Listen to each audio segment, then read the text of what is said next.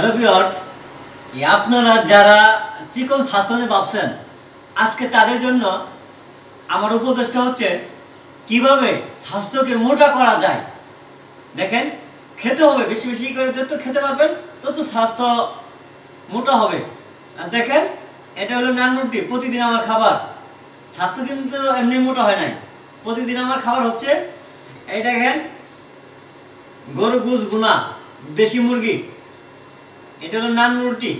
প্রতিদিন 5টা করে নান রুটি খাই, আর রাত্রে ঘুমানোর আগে ছোলা বুট খাই, পাশাপাশি এই যে দেশি মুরগি ভুনা করি।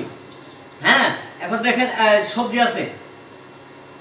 প্রতিদিন আল্লাহর 30টা দিন ঘুমানোর আগে এইভাবে যদি খেতে পারেন, স্বাস্থ্য দেখবেন আপনার অটোমেটিকলি ফুলে যাবে। কিন্তু স্বাস্থ্য ভাই এমনি আসে না, পরিশ্রম করতে হয় স্বাস্থ্যের জন্য। সেই সব খাইতে মন চায় না, জোর করে ঢুকতে হবে।